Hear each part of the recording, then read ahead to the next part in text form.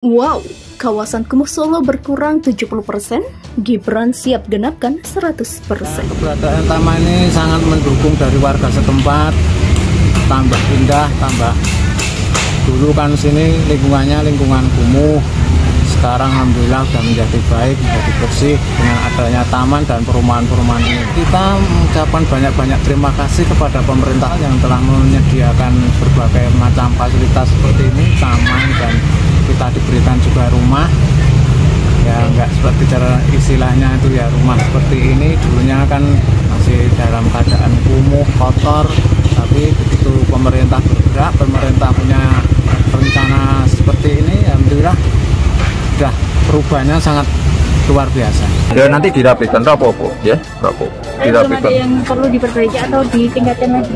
Oh enggak ya, ini kan sesuai budget ya, tapi udah bagus kok. Bandingin aja sama before and after-nya ini loh ya, udah sangat bagus sekali. Jadi percontohan nasional juga. Masih berapa kurang unit? Masih berapa kurang unit? Banyak, masih banyak yang di sebelah sana mas. Ratusan kita selesaikan.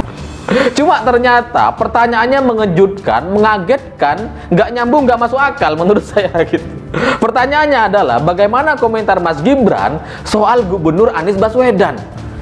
Anies Baswedan apa hubungannya sama wali kota Solo gitu kan sebenarnya gitu ya. Dan Gibran ini kaget banget waktu itu gitu. Kok gini sih pertanyaannya gitu. Dan Gibran di dalam mobil tuh pura-pura melakukan sesuatu.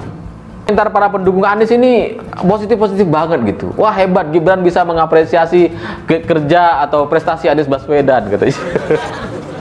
Dan kalau saya baca-baca komentarnya itu naif banget gitu. Komentar orang-orang yang gampang dibodohi gitu. Karena kalau kita mau analisa, jawaban Gibran itu sebenarnya standar banget. Jakarta menjadi kota percontohan sebagai role model emang udah takdirnya gitu. Karena ibu kota Indonesia ini. Mau siapapun gubernurnya emang harus jadi role model gitu. Dan soal vaksinasi dan program penanganan COVID di Jakarta itu sebenarnya itu kan ada banyak intervensi atau kinerja pemerintah pusat. Dan Anies juga sebagai gubernur itu juga sudah secara terbuka mengatakan, sering berkali-kali mengatakan bahwa ini saya serahkan kepada pemerintah pusat, ini kewenangan pemerintah pusat gitu. Udah sering seperti itu. Jadi dalam kata lain, secara kesimpulan kalau mau jujur gitu, jawaban Gibran itu sebenarnya untuk Anies Baswedan ya nggak ada ngapa-ngapain dia gitu. Ngapain coba? Nggak ada gitu. Dia kebetulan jadi gubernur DKI Jakarta ya harus jadi role model bagaimanapun caranya gitu. Meskipun nggak ngapa-ngapain.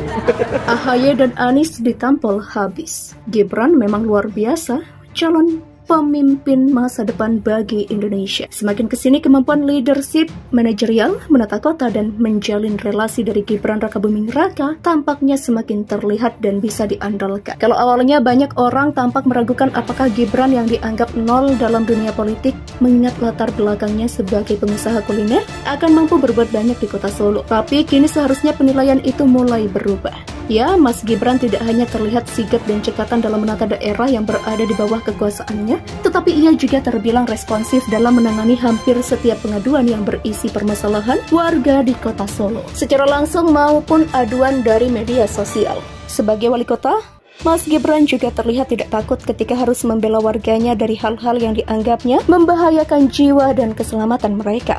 Anggota Pas Pampres sekalipun akan berani dihadapinya kalau memang dilihatnya ada warga Solo yang patut dibela karena tak bersalah, seperti yang terjadi beberapa waktu lalu di Solo. Nah, yang terbaru tidak lama setelah hajatan pernikahan adiknya selesai, Gibran yang diwawancara oleh media mengaku bahwa dirinya akan terbang ke Uni Emirat Arab atau UEA untuk mencari uang guna meneruskan banyak proyek yang ada di kota Solo. Salah satu yang menarik perhatian saya adalah ketika Gibran bercerita pengalamannya semobil dengan Presiden Uni Emirat Arab atau UEA, Mohammed Zayed bin Al-Nahyan. Lalu ia bercerita ada sejumlah kawasan di kota Solo yang sebelumnya terlihat kumuh, tetapi kini sekitar 70% dari kawasan itu sudah disulap menjadi lebih baik, manusiawi, dan lebih nyaman untuk ditinggali oleh warganya. Dalam satu wawancara, Gibran mengungkapkan akan menggarap 30% sisanya biar genap 100% hunian tak layak di Solo bisa rampung, disulap menjadi kawasan layak huni. Menariknya, dalam niatan itu terindikasi ada pemanfaatan relasi yang dipakai Gibran dengan mencolek Presiden UEA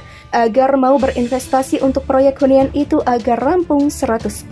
Terus kemarin saya cerita juga, Pak, ini kan ono ada berita itu loh, penurunan area kumuh di Solo 70%. Tak ceritane itu di mobil soal kui, dijawab wah apik banget. Dadak